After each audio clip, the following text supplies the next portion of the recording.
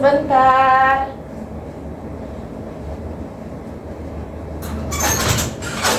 Ibu, baik Ibu. Silakan masuk.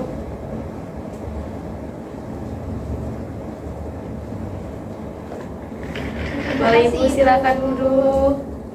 Sendiri Bu? Iya, sendiri. Sebentar ya.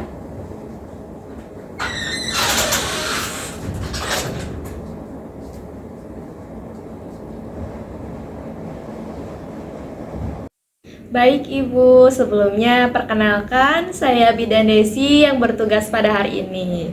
Nah Ibu, ada yang bisa saya bantu? Ya Ibu, nah kan di sini saya lagi hamil ya Ibu. Nah kebetulan ini tuh hamil anak pertama saya.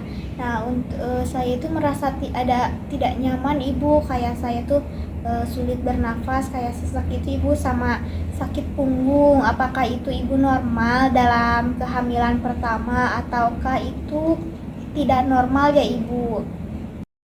Baik Ibu, nah ketidaknyamanan pada kehamilan itu sangat wajar Ibu. Apalagi Ibu ini baru hamil pertama ya. Nah Ibu pasti belum mengetahui ketidaknyamanan pada kehamilan itu apa saja. Mari Ibu boleh dilihat. Nih Ibu, saya akan menjelaskan ke Ibu ya penyuluhan kesehatan tentang ketidaknyamanan pada kehamilan. Nah, kehamilan itu apa sih? Nah, Ibu, secara ilmiahnya, kehamilan didefinisikan sebagai fertilisasi penyatuan spermatozoa atau ovum dan dilanjutkan dengan nidasi dan implantasi. Jadi, bahasa lebih mudahnya, kehamilan itu penyatuan spermatozoa atau ovum dan menempel pada rahim ibu. Nah, nih Bu, keluhan pada trimester 1 apa saja? Nah Ibu, trimester 1 itu biasanya dimulai dari minggu pertama sampai minggu 13 lebih 6 hari. Nah yang pertama ada mual dan muntah. Ibu pasti mengalami mual dan muntah ya, apalagi baru-baru pasti sering banget muntah-muntah, mual, gak enak. Ada juga hipersalivasi atau air liur berlebih. Yang ketiga ada pusing, mudah lelah, heartburn atau dada merasa terbakar, peningkatan frekuensi berkemih. Jadi ibu sering pipis lah ya, kayak bahasa mudahnya mah, sama konstipasi, sulit buang air besar. Ibu ada juga keluhan pada trimester 2. Nah, trimester kedua itu biasanya dialami pada minggu ke-14 sampai minggu ke-27. Nah, apa saja sih? Yang pertama pusing. Yang kedua sering berkemih, masih sering ngerasa berkemih ya Ibu ya. Yang ketiga nyeri perut bawah, nyeri punggung, flek kecoklatan pada wajah atau stretch mark. Nah, biasanya setiap orang itu berbeda Ibu. Ada yang mengalami stretch mark berlebih atau flek kecoklatan pada wajah berlebih. Ada juga sekret vagina berlebih. Nah, ada penambahan berat badan, sembelit, sama pergerakan pada janin. Ya, karena sudah memasuki trimester kedua, pasti ibu sudah merasakan pergerakan janin. Nah, yang terakhir ibu ada keluhan pada trimester ketiga. Biasanya trimester ketiga itu dialami pada minggu ke-28 hingga 41. Nah, biasanya tetap ibu ya ibu masih sering merasakan berkemih, varises dan wasir. Tapi untuk varises dan wasir sama ya ibu ya, setiap orang berbeda-beda. Sesak napas, bengkak pada kaki, gangguan tidur dan mudah lelah, heartburn atau dada merasa terbakar, kontraksi Braxton Hicks atau kontraksi palsu, sama nyeri perut bagian bawah.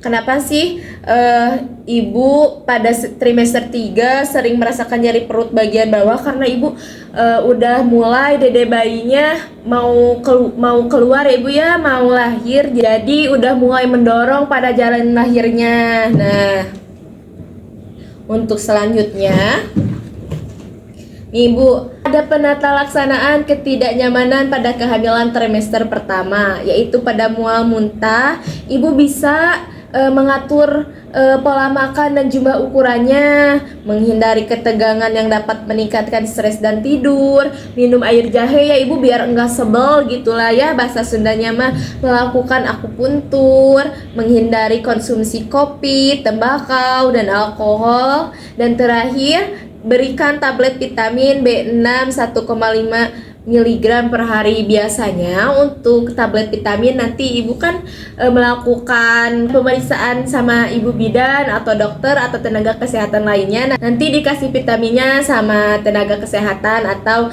tenaga medis yang memeriksa ibu.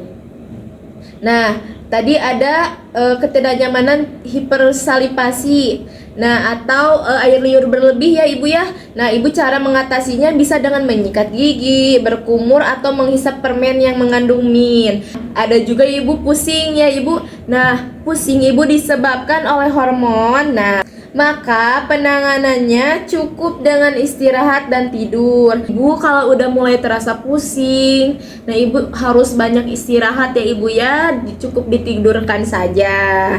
Nah, bila disebabkan oleh anemia dan hipertensi, maka harus melakukan kolaborasi dengan dokter kandungan, dan jika disebabkan oleh hipotensi, diatasi dengan menghemat pengeluaran energi dan menghindari posisi duduk atau jongkok langsung ke posisi berdiri. Ibu, kalau ibu mempunyai riwayat darah rendah, ibu misalkan lagi jongkok, jangan langsung berdiri sekaligus ya ibu ya, nanti ibu suka ngeblank putih kayak gitu. Nah, untuk selanjutnya tadi ada ketidaknyamanan mudah lelah ibu. Nah, ibu harus meyakinkan bahwa itu hal yang normal. Melakukan pemeriksaan kadar zat besi, menganjurkan ibu untuk beristirahat di siang hari. Nah, ibu harus minum lebih banyak air ibu ya, minimal 2 liter. Kalau bisa lebih banyak, lebih dari 2 liter ya ibu ya. Terus juga harus menjaga fisik ibu tetap sehat, hindari barang bawaan yang berat-berat ya ibu ya. Ibu juga harus mengkonsumsi makanan yang seimbang, nasi, sayur, buah-buahan ya ibu ya harus tetap masuk. Gak apa-apa meskipun ibu tadi mengalami mual atau muntah, gak apa-apa sedikit-sedikit aja ya ibu ya, asal masuk. Nah, ada juga ibu tadi kalau dadanya merasa panas atau heartburn. Nah, ibu harus menghindari makan tengah malam ibu ya. Jangan makan-makan tengah malam. Nah, kalau ibu misalkan lapar banget, ibu paling bisa mengkonsumsi buah ya ibu ya. Makan makanan cemilan, jangan makan nasi ya ibu ya. Hindari juga makan terlalu banyak ibu ya. Kalau dada terasa panas, ibu harus menghindari makan terlalu banyak juga.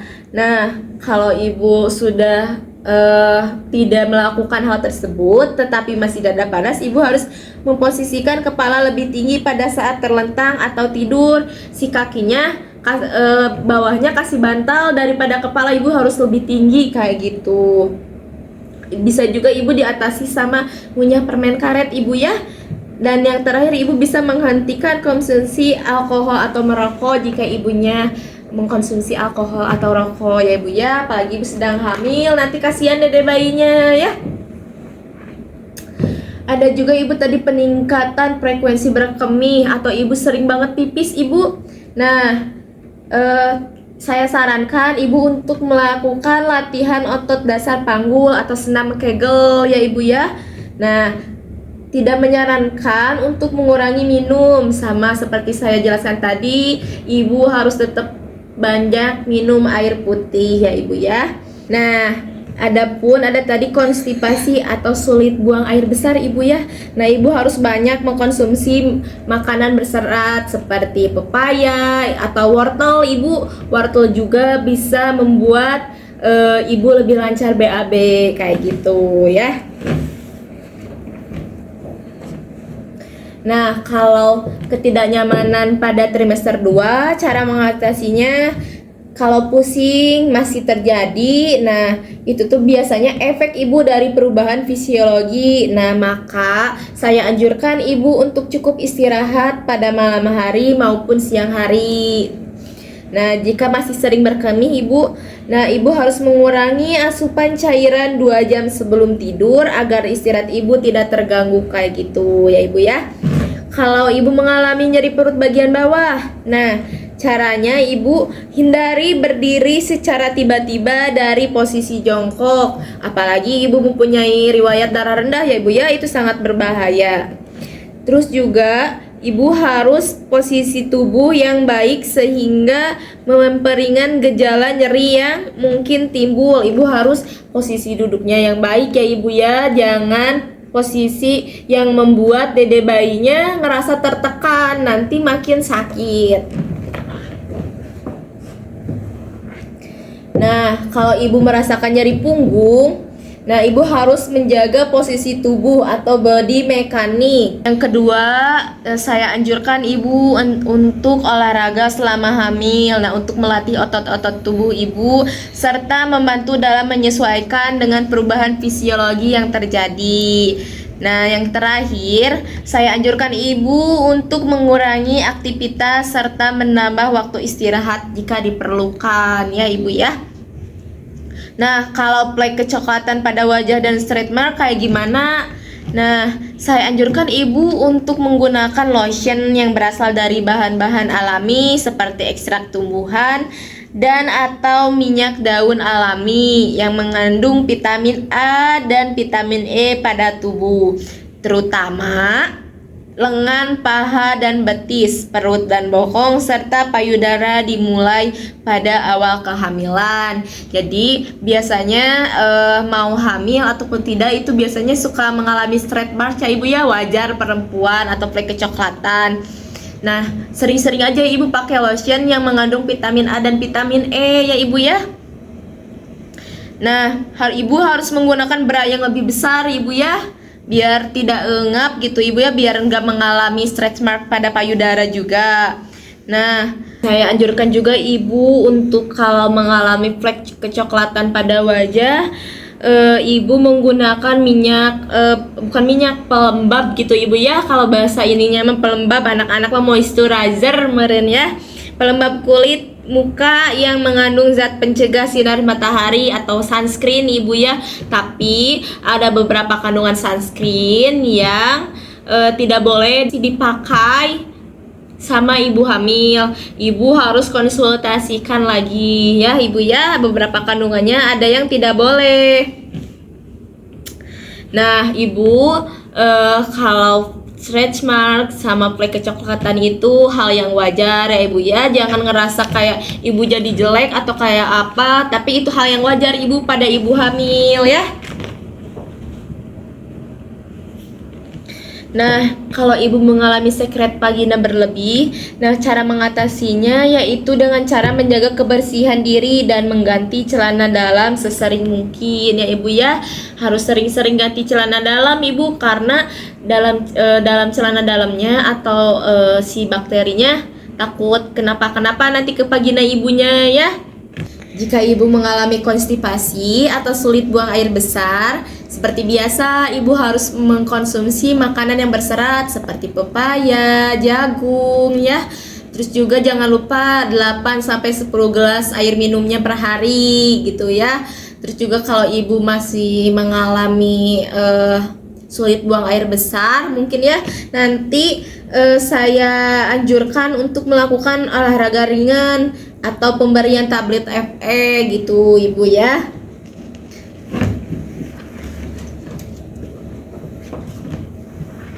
Nah, Ibu pasti penambahan berat badan jadi hal yang insecure buat Ibu ya. Ibu semakin besar hamil, pasti kadang ada ibu yang semakin gemuk kayak gitu ya, penambahan berat badan. Ibu, itu hal yang sangat wajar bagi ibu hamil Ibu ya, jangan merasa insecure. Nah, Ibu untuk menghitung perkiraan penambahan berat badan disarankan sesuai dengan perhitungan IMT serta menentukan status IMT Ibu. Lalu memberikan contoh makanan yang baik dikonsumsi ibu sesuai dengan pengaturan pola makan yang disarankan. Nah, ibu seperti tadi harus makanan yang seimbang, sayurnya, buah-buahannya, nasinya ya ibu ya harus seimbang. Nah, untuk membantu mengatasi keluhan yang dialami ibu berkenaan dengan hal yang mempengaruhi pola makan ibu, ibu bisa konsultasikan kepada tenaga medis atau dokter gizi atau bidan yang ibu melakukan pemeriksaan ibu ya. Lalu membantu menghitung kebutuhan kalori ibu dan menambahkannya sebanyak 500 kal selama kehamilan. Nah ibu ya, mungkin kalau ibu ada hambatan tentang gizi atau pola makan ibu bisa konsultasikan saja kepada dokter gizi atau kepada bidan atau tenaga medis ya ibu ya. Lalu ibu pastinya trimester 2 sudah besar ya ibu ya, pasti ibu merasakan pergerakan janin. Nih ibu, cara sederhana yang dapat saya ajarkan kepada ibu untuk mendeteksi adanya dede bayi bergerak atau tidak. Nah yang pertama, siapkan ibu 2 buah wadah atau kantung. Lalu siapkan manik-manik ataupun koin. Ibu pindahkan manik-manik tersebut dari tempat yang satu ke tempat yang lainnya setiap kali ibu merasakan pergerakan pada janin. Jadi biar tahu ibu berapa kali si dede bayinya ngerasakan pergerakan janin ada di wadah satunya lagi. Nah, jika dalam waktu 2 jam didapatkan jumlah manik-manik atau hasil perhitungan ibu tidak seperti biasanya, yaitu kurang dari 4 atau tercatat lebih banyak 10, maka perlu diwaspadai ibu ya bahwa keadaan kesejahteraan janin terganggu. Nah, saya sarankan ibu untuk beristirahat dari aktivitas yang dilakukan. Seperti ibu kalau kerja ibu istirahat dulu gitu ya ibu ya, jangan terlalu berat-berat. Nah pekerjaan rumah tangga sebisa mungkin dibantu ya sama suaminya gitu ya. Nah kalau ibu tidak merasakan pergerakan selama waktu perhitungan serta ibu telah beristirahat, maka ibu harus segera mendatangi tenaga kesehatan ibu ya atau bidan terdekat untuk menanyakan keadaan janin ibu ya, karena itu sudah berbahaya. Nih ibu, adapun ketidaknyamanan pada trimester ketiga yang terakhir, ini udah mau lahiran ya ibu ya, pada usia 28 hingga 41 minggu. Nah, sering berkemih wajar ibu. Dari trimester 1 sampai trimester 3 kalau ibu mengalami sering berkemih itu sangat wajar ibu, karena pastinya kan ini rahim ibu ya mengalami penekanan gitu ya karena ada dede bayi. Jadi ibu pasti merasakan sering berkemih. Nah, kalau pada trimester 3 saya anjurkan ibu untuk mengurangi asupan cairan 2 jam sebelum tidur sama pada trimester sebelumnya ya ibu ya. Terus kalau ibu mengalami varises dan wasir, nah ibu harus hindari memaksakan mengejan saat BAB ya ibu ya, jika tidak ada rangsangan untuk mengedan. Harus mandi berendam air hangat. Lalu ibu harus memasukkan kembali hemoroid ke dalam rektum. Nah ibu, yang terakhir ibu harus lakukan latihan mengencangkan perinem atau ibu lakukan senam Kegel ya ibu ya. Nah ibu kalau terasa sesak nafas nih, ibu harus mengurangi aktivitas yang berat dan berlebih dan perlu memperhatikan posisi pada saat duduk dan berbaring. Kalau ibu ngerasa sesak napas, ibu pasti biasanya itu mengalami kecapean ibu ya. Ibu harus mengurangi aktivitas berlebih ya. Nah, kenapa kalau bengkak dan kram kaki bagaimana nih? Nah, saya anjurkan ibu untuk memperbaiki sikap tubuhnya, terutama pada saat duduk dan tidur. Hindari juga memakai pakaian ketat dan berdiri lama, duduk tanpa adanya sandaran gitu ya ibu ya. Usahain kalau duduk belakangnya ada tembok atau kursi yang ada penyangganya ya ibu ya. Ibu juga harus lakukan latihan ringan dan berjalan-jalan secara teratur ya ibu ya. Kalau pagi-pagi ibu harus lakukan jalan-jalan gitu ya ibu ya. Nah ibu biasanya juga harus melakukan senam Kegel ya ibu ya, untuk membantu meringankan bengkak dan kram pada kaki. Nah ibu juga bisa lakukan dengan mandi air hangat biar bengkak atau kram pada kaki ibu mereda. Kalau ibu mengalami gangguan tidur dan mudah lelah nih, sama ibu seperti tadi, biar badannya enak gitu ya, ibu harus melakukan mandi air hangat, banyak-banyak minum air hangat. Lalu juga ibu harus lakukan aktivitas yang tidak menimbulkan stimulus sebelum tidur, atau aktivitas berlebih. Ibu jangan melakukan aktivitas berlebih ya ibu ya, karena nanti gak enak ke badannya gitu ya, kasihan juga ke dede bayinya.